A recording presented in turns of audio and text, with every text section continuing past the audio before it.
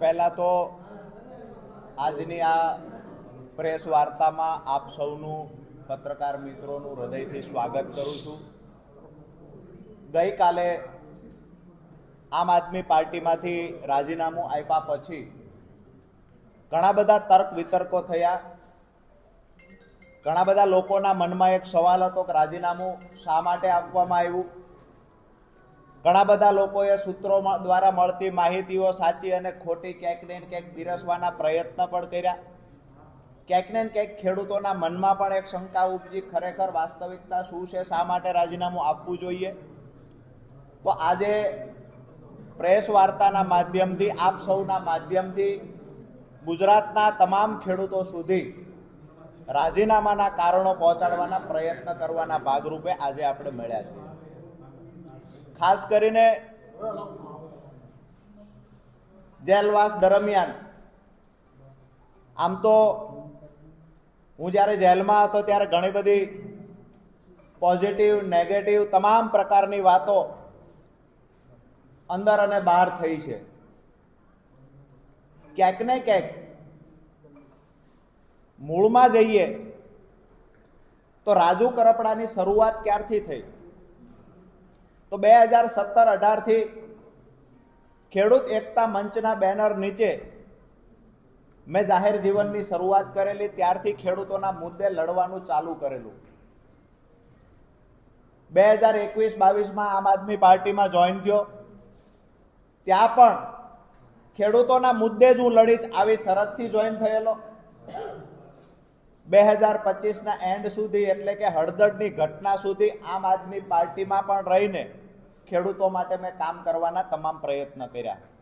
આ સમયગાળા દરમિયાન ક્યાંક ને ક્યાંક જ્યારે હું બિન રાજકીય રીતે ખેડૂતો માટે અવાજ ઉઠાવતો ત્યારે પણ ખેડૂતોને પાક નુકસાનનું વળતર અપાવવામાં, જમીન સંપાદન થતી હોય તો યોગ્ય વળતર અપાવવામાં, હાઈ ટેન્શન લાઈન નીકળતી હોય તો એના માટે પણ લડાઈ લડ્યા। કચ્છમાં પણ લડ્યા છીએ, મોરબીમાં પણ લડ્યા, હળવદના ખેડૂતોને ન્યાય અપાવવા માટે લડ્યા, સુરેન્દ્રનગરના ખેડૂતોને 2018થી 25 સુધીમાં પાક નુકસાનનું વળતર 5 વખત અપાવવામાં સફળતા મેળવી। મૂળી તાલુકામાં સિંચાઈનું પાણી સ્કાવરવાલ ખોલાવવા માટે સતત સંઘર્ષ કરી અને 3 વર્ષના અંતે સ્કાવરવાલ ખોલાવવામાં સફળતા મળી, જેના કારણે દર વર્ષે અત્યારે તળાવો ભરાય છે। આ વાત એટલા માટે હું કરી રહ્યો છું કે હું જ્યારે કોઈ પોલિટિકલ પાર્ટી સાથે નહોતો જોડાયેલો ત્યારે પણ ખેડૂતો માટે અવાજ ઉઠાવતો, ત્યારે પણ ખેડૂતો મારી સાથે જોડાયેલા હતા। હું આમ આદમી પાર્ટીને મજબૂત બનાવવા માટે ક્યાંક ને ક્યાંક મને જે થયું કે કોઈ પાર્ટી સાથે હશું તો આથી પણ મજબૂતાઈથી લડાઈ લડી શકાશે, એટલા માટે આમ આદમી પાર્ટી સાથે હું 21-22માં જોડાયો। પરંતુ 5 વર્ષના સંઘર્ષ પછી છેલ્લે જ્યારે હળદરની ઘટના ઘટી તો મને થયું કે ખરેખર દિવાળીએ ખેડૂતો, નવા વર્ષમાં જે ખેડૂતો જેલમાં હતા, ખેડૂતોની સાથે હું પણ જેલમાં હતો, કડદા પ્રથા નાબૂદ કરાવવાની લડાઈ, ક્યાંક ને ક્યાંક લડાઈમાં સફળતા મળી, પણ દુઃખ એ વાતનું થયું કે જો રાજુ કરપડા કોઈ પાર્ટી સાથે જોડાયેલો ન હોત, જો રાજુ કરપડા બિન રાજકીય રીતે આ લડાઈ લડ્યો હોત તો કદાચ 307 જેવી કલમ અંતર્ગત ગુનો દાખલ ન થયો હોત। ક્યાંક ને ક્યાંક મને એવું દેખાણું કે 2 પાર્ટીઓની રાજકીય લડાઈમાં અમારા ખેડૂતો ભોગ બન્યા। દુઃખ ત્યારે થયું કે જ્યારે ખેડૂતો અંદર હતા, 68 ખેડૂતો જેલમાં હતા, એનો પરિવાર ખેડૂતોની રાહ જોતો। મને ખેડૂતો જ્યારે પૂછે કે રાજુભાઈ જામીન ક્યારે મળશે, ક્યારે અહીંથી છૂટશું, જ્યારે ખેડૂત પૂછતા ત્યારે આંખમાંથી આંસુ આવી જતા। ક્યાંક ને ક્યાંક એ દુઃખ થતું હતું કે ખોટા કેસની અંદર 3 મહિનાની બદલે 3 વર્ષ રાજુ કરપડા અંદર રહેશે તો મંજૂર છે, પણ જે ખેડૂતોએ ક્યારેય પોલીસ સ્ટેશન નહોતું જોયું એ ખેડૂતોએ જેલમાં જવું પડ્યું, અને એ ખેડૂતોની પાછળ જે મહેનત કરવાની વાત હતી, એ ખેડૂતોને છોડાવવાની વાત હતી। તો જ્યારે આજે ઘણી બધી ગઈકાલથી હું જોઉં છું મીડિયા સામે આવીને સાફ સફાઈની વાતો આમ આદમી પાર્ટી દ્વારા પણ થઈ રહી છે।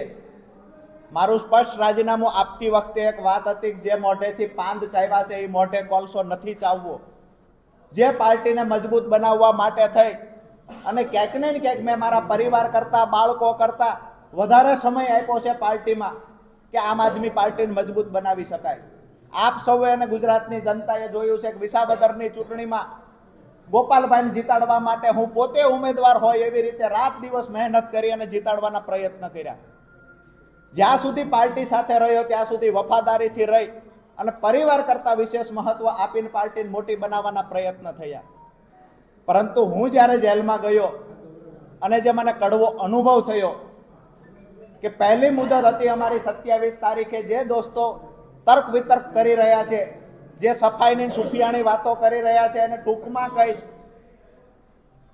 કે 27 તારીખ 27/10/2025 ના રોજ પહેલું 12 ખેડૂતોના જામીન મૂકવામાં આવેલા. એનું પહેલું હિયરિંગ હતું 27/10/2025. વકીલો દ્વારા પાર્ટી દ્વારા વાતો કરવામાં આવતી કે હાઈકોર્ટના સારામાં સારા વકીલ હાજર રાખવામાં આવશે, ચિંતા ન કરતા. જેલની અંદર રહેલા ખેડૂતોને હું કહેતો હતો કે તમે આવતીકાલે છૂટી જશો, ચિંતા ના કરતા, આપણા સારામાં સારા વકીલો આવવાના છે. મને 27 તારીખે ખબર પડી કે પાર્ટી તરફથી સિંગલ વકીલ ત્યાં હાજર નથી રહ્યો. એકદમ નાના વકીલે દલીલ કરી છે અને ખેડૂતોના જામીન નામંજૂર થયા છે. ખેડૂતોએ જ્યારે મને પૂછ્યું પાર્ટી તરફથી વકીલ હાજર હતો, હું ખેડૂતોને જવાબ નથી આપી શક્યો. એનાથી આગળ વાત કરીએ કે જ્યારે ભાવનગર વાળો કેસ અમારા પર થયો, ક્યાંક ને ક્યાંક રાજુ કરપડાને જેલમાંથી બહાર કઢાવવાની જગ્યાએ પ્રદેશમાં રહેલા 1-2 વ્યક્તિએ રાજુ કરપડાને વધારે સમય ફસાવવાના પ્રયત્ન કર્યા છે. મને ફસાવે એનાથી મને કોઈ દુઃખ નહોતું, અફસોસ નહોતો. કદાચ હું એમનો હરીફ બનીશ ભવિષ્યમાં, આવું સમજીને ફસાવવાના પ્રયત્ન થયા. પરંતુ મારા ખેડૂતોને પણ મારો ગુસ્સો રાખીને, ખેડૂતોને પણ જેલમાં રાખીને, ખેડૂતો સાથે ક્યાંક ને ક્યાંક ગેમ થઈ હોય આવું જ્યારે દેખાણું, ત્યારે જેલમાં બેઠા બેઠા નિર્ણય કર્યો હતો કે આવનાર સમયમાં જે પણ કાંઈ થશે એ બિન રાજકીય રીતે મારાથી થશે એટલું કરીશું. અને જ્યારે પણ કોઈ એવું કહે છે કે ખેડૂતોનું અમે આ સારું કામ કરીએ છીએ, તો કોઈ પણ પાર્ટીના લોકો સારું કામ કરતા હશે, પછી સત્તામાં રહેલા લોકો હોય કે વિપક્ષમાં રહેલા લોકો સારું કામ કરશે, તો એના જાહેર મંચ પરથી વખાણ કરીશું. મહત્વની વાત એ છે કે મારો વિડીયો જે મારી પર ભાવનગરમાં બીજો કેસ થયો, આ વિડીયો અમારી પાર્ટીના મહામંત્રીને માત્ર મેં આપેલો, ત્યારે કહેલું હાજર થતા પહેલા કે આ વિડીયો 31 તારીખે ચલાવવાનો છે, એવી રીતે મારી પાસે માંગવામાં આવેલો. આજે હું એટલા માટે આ સફાઈ આપું છું કે સવાલો ઘણા બધા થાય છે પાર્ટી તરફથી. ગઈકાલથી ક્યાંક ને ક્યાંક મારા માટે નેગેટિવ ચલાવવાના પ્રયત્ન થાય છે. હું આજ પણ કહું છું કે હું મૂંગો બેઠો છું એટલું સારું છે. જો મારી જીભ ખુલશે, મારું મોઢું ખુલશે, તો લોકોને જવાબ દેવાના લાયક તમે લોકો. કારણ કે જે પણ મેં જેલમાં અનુભવ્યું એની સાથે સાથે જે પણ પાછળથી જે કેમ થઈ છે એ ખરેખર ક્યારેય સ્વીકારી ન શકાય. પોતાના લોકો પાસે અપેક્ષા ન હોય એવી ગેમો થઈ છે પાછળથી. મેં જે વિડીયો આપ્યો હતો એ વિડીયો 31 તારીખે ચલાવવાનો હતો, એમાં પણ કાંઈ ભૂલો હોય તો એને એડિટ કરીને ચલાવવાનો હતો. એની જગ્યાએ 29 તારીખે વિડીયો રિલીઝ થઈ જાય છે, વાયરલ થઈ જાય છે. એ વિડીયો અંતર્ગત મારી પર ભાવનગરમાં ગુનો દાખલ થાય છે. એ ગુનો દાખલ થયા પછી મને 11/11/2025 ભાવનગર લઈ જવામાં આવે છે. ત્યાર પછી બીજા દિવસે મારા પરિવારને કહેવામાં આવે છે કે એ ગુનામાં જામીન મળી ગયા છે. હું સતત વારંવાર કહેતો રહું છું મને જામીન મળી ગયા હોય તો અહીંયા બીડો જમા કરાવો. મને 30/11 ખબર પડે છે કે એમાં જામીન નથી મળ્યા, પાર્ટી ખોટું બોલી રહી છે. મેં કહ્યું કે અમે ફરીવાર સેશનમાં જામીન મૂકો. સેશનમાં જામીન મૂક્યા. 4/12/2025 જામીન મૂક્યા. 4 મુદતો પડી 18 તારીખ સુધી, એટલા માટે કે અમારા તરફથી કોઈ વકીલ ત્યાં હાજર નહોતો. વિષય એ છે કે કાયદાની વાતો કરી, કાયદા કથાઓની વાતો કરી અને લોકોને સલાહ આપનાર વ્યક્તિ જ્યારે પાર્ટીના પોતાના પરિવારના લોકોને જ્યારે કાયદાકીય રીતે માહિતીની જરૂર હતી, કાયદાકીય સલાહની જરૂર હતી, ત્યારે મૌન થઈને બેઠા છે. ક્યાંક ને ક્યાંક વધારે સમય અંદર રહ્યા હોય તો મને એવું દેખાય છે કે પાર્ટીના અમુક પ્રદેશમાં રહેલા લોકોની નિષ્ક્રિયતાના કારણે અંદર વધારે સમય રહેવું પડ્યું છે. જે મદદ કરવાની હતી ત્યાં મદદ કરવાની જગ્યાએ ક્યાંક ને ક્યાંક નુકસાન કર્યું છે. એટલે મેં નક્કી કર્યું છે કે બે રાજકીય પાર્ટીઓની લડાઈમાં ખેડૂતોના થતા કામ અટકી રહ્યા છે તો બિન રાજકીય રીતે ખેડૂતોની સાથે રહીએ અને આવનાર સમયમાં ખેડૂતોના કામ કરીએ. વિષય એ છે કે કોઈ લોકો ગઈકાલથી એવું પણ ચલાવે છે કે રાજુ કરપડા ઉપર કોઈ એક કેસ છે, બે કેસ છે, જેના કારણે રાજુ કરપડા ડરી ગયા. આ કેસ 10 વર્ષ જૂનો કેસ છે અને ત્યાર પછી હું જાહેર જીવનમાં આવ્યો ને ડંકાની ચોટ પર હળદરના કાર્યક્રમ સુધી હું લડ્યો છું. ક્યારેય મારા ચહેરા ઉપર કોઈ કેસનો ડર દેખાયો નથી અને જેલનો ડર નહોતો રાજુ કરપડાને પહેલા કે નહોતો આવનાર સમયમાં. હું આજે પણ કહું છું કે જ્યારે ખેડૂતો પર અન્યાય થશે તો બિન રાજકીય રીતે આંદોલન રાજુ કરપડા કરશે. જ્યારે પણ ખેડૂતોનો અવાજ આવશે કે અહીંયા અમારે મદદની જરૂર છે તેને ખંભે ખંભો આપવાની તૈયારી રાજુ કરપડાની છે. અને જે લોકોને ડર હતો કે આંદોલન દરમિયાન કેસ થશે એ લોકો તો હળદળથી આવવાથી દૂર રહ્યા છે. અમે ખેડૂતોને કમિટમેન્ટ આપ્યું હતું હું હળદળમાં આવીશ અને હું એનકેન પ્રકારે હળદળ પહોંચ્યો છું. એટલે જૂના કેસની કોઈ વાતો કરતા હોય તો લગભગ હું એવું માનું છું કે રાજકીય પાર્ટીમાં જોડાયેલા નેતાઓ 50%થી વધારે એવા છે જેના પર કેસ છે અને કેસ ચાલતો હોય તો એમાંથી નીકળવા માટેના 25 પ્રકારના લોકશાહીમાં દરવાજા છે. જી રાજુભાઈ કરપડા આમાં અપક્ષમાંથી લડશે કે કઈ રીતે? કોઈ વાત નથી કરી. મારી વાત એટલી છે કે રાજુભાઈ જેલમાં હતા ત્યારે ભાજપના ઘણા બધા કાર્યકર્તાઓ મળવા આવતા, સીસીટીવી જાહેર કરે તો દૂધ ને પાણીનું પાણી. મને કોઈ મળવા આવ્યું નથી, સિંગલ ટાઈમ મળવા આવ્યું નથી. મારી મુલાકાત ઓલરેડી મારા પરિવારને અઠવાડિયે એકવાર આપવામાં આવતી હતી. આનાથી વિશેષ બીજા મારા સંબંધીઓને પણ મુલાકાત દેવામાં નહોતી આવતી. તો ભાજપના નેતા મળવા આવતા, ફલાણા લોકડા ઢીકડા નેતા મળવા આવતા હતા. ગઈકાલથી આજે ચલાવવામાં આવે છે, કેસવાળી વાત ચલાવવામાં આવે છે. મને ક્યાંક ને ક્યાંક એવું લાગે છે કે રાજુ કરપડા આમ આદમી પાર્ટીને મજબૂત બનાવવા માટે 2021થી 25 સુધી કામ કર્યું ત્યારે રાજુ કરપડા સારો હતો. આજે રાજુ કરપડાએ કહ્યું મારે આમ આદમી પાર્ટી સાથે અમે કામ નથી કરવું તો રાજુ કરપડા ખરાબ થઈ ગયું. સ્વાભાવિક છે કે અન્ય કોઈ પાર્ટીમાં તમે જાહેર જીવનના વ્યક્તિ છો, અન્ય કોઈ પાર્ટીમાં જોડાવાના છો કે કેમ, આ એક સૌથી મોટો સવાલ છે. એનો તમે ખુલાસો. મારી ખુલાસા સાથે ખુલીને હું વાત કરીશ. કોઈ કુલડીમાં ગોળ ભાંગવાની વાત નથી. આવનાર સમયમાં અત્યારે તો અમે નક્કી કર્યું છે કે બિન રાજકીય રીતે ખેડૂતો માટે લડશું. પણ એક વાત ચોક્કસથી કહું છું કે ખેડૂતોના સારા કામ થશે. ખેડૂતો માટે મેં સપના જોયા છે એ જો સત્તા પક્ષ પૂરા કરવા માટે તૈયાર હશે ને તો ડંકાની ચોટ પર સત્તા પક્ષની સાથે જોડાશે.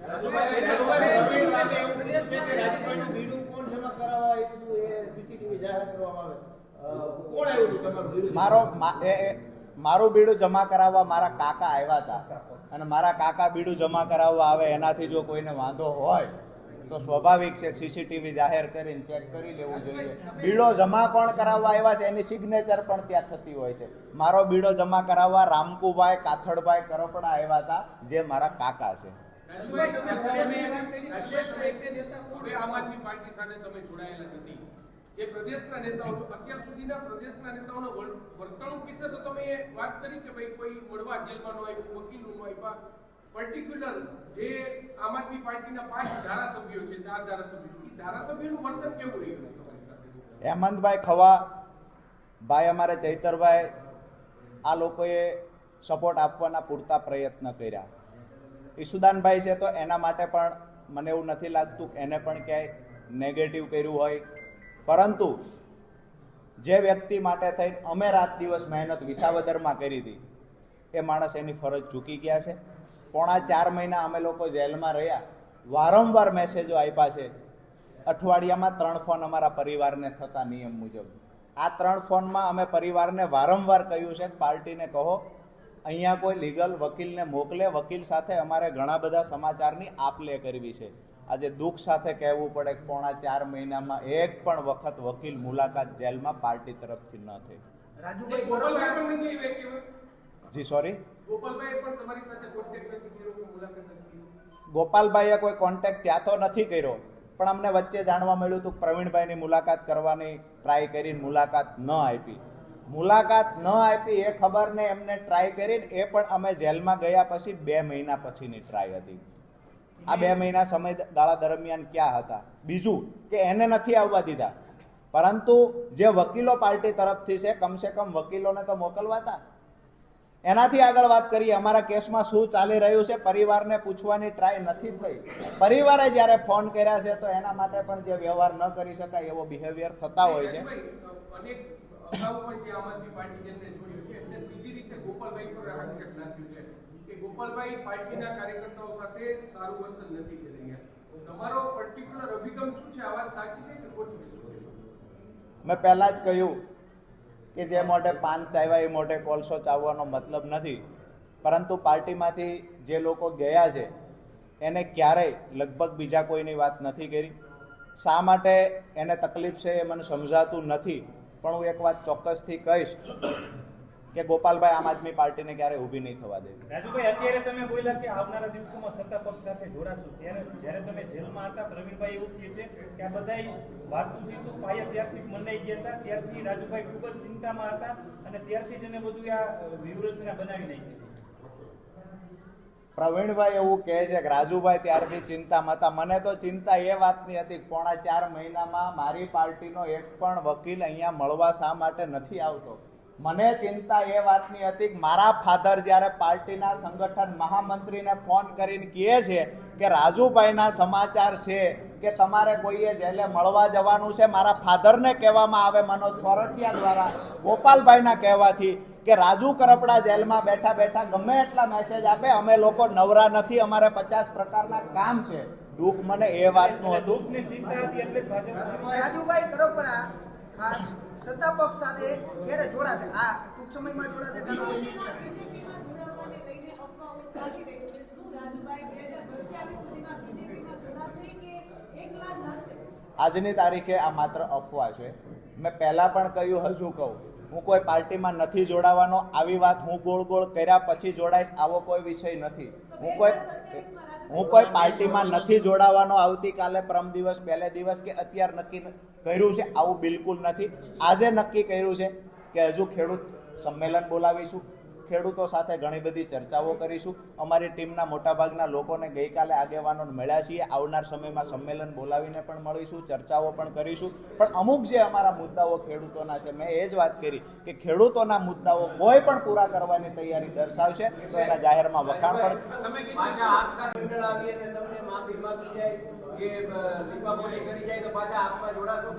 ગઈકાલે રાજીનામું આપ્યા પછી મને સિંગલ ફોન આવ્યો નથી, એટલે એ કોઈ સવાલ ઉભો થતો નથી. તમે ઈશુદાનભાઈને હિંમતભાઈના વખાણ કર્યા, આપ હિંમતભાઈ અને ઈશુદાનભાઈના વખાણ કર્યા તો બંનેને તમારી સાથે લઈ જશો કે શક્યતા ખરી કોઈ મોટા નેતા તમારી સાથે આવે પાર્ટી છોડે?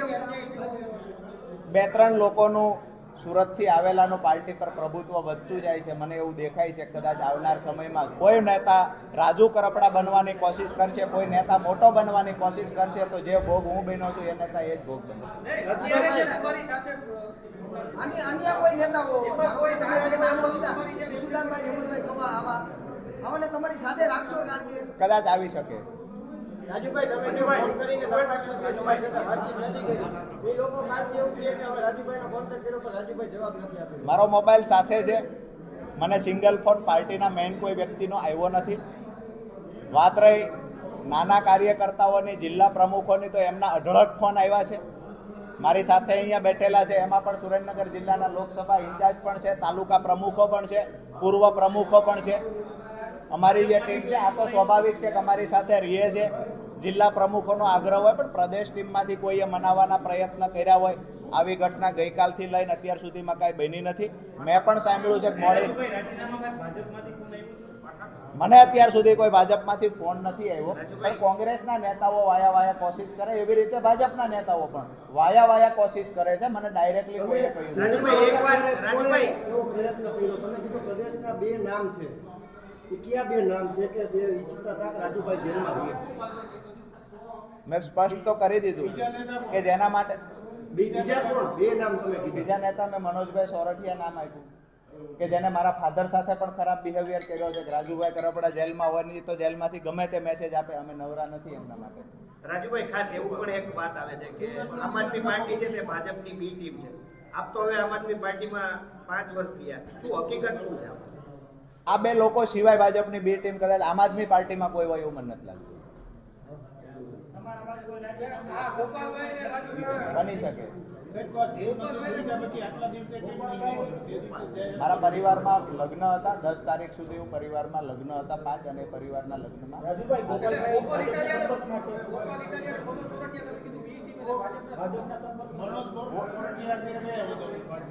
પાર્ટીમાં સંગઠન મહામંત્રી છે, મહત્વના હોદ્દા પર છે, લાંબા સમયથી છે. મારી વાત એ છે કે બી ટીમ જ્યારે આમ આદમી પાર્ટીની વાત થતી હોય તો હું આજ દિવસ સુધી આમ આદમી પાર્ટી સાથે હતો. આમ આદમી પાર્ટીને બી ટીમ તરીકે કામ કરતા નથી જોયું, પણ આમ આદમી પાર્ટી મજબૂત ન થાય એના માટે આ બે નેતાઓએ કામ ચોક્કસથી કર્યું છે. એટલે મને એવું લાગે છે કે ક્યાંક ને ક્યાંક બી ટીમ તરીકે એ બે વ્યક્તિ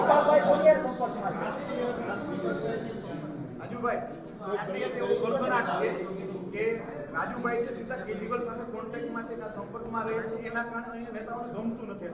ત્યાર પછી જ ઈર્ષા ચાલુ થઈ છે. બિલકુલ ત્યાર પછી જ ચાલુ થયો છે આ ઘમાસાણ. બિલકુલ બિલકુલ નહીં ગઈકાલે મેં જાણ કરી. એક મિનિટ હું મારી વાત એ કરું.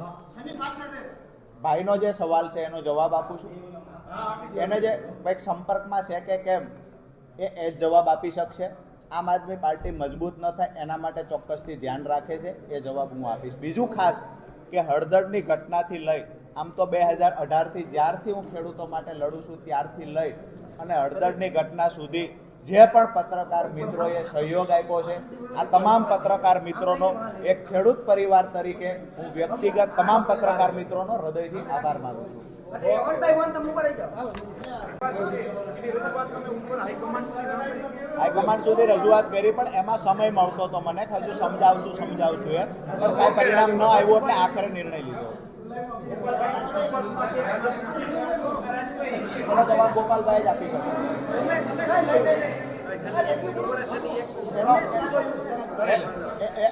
પહેલા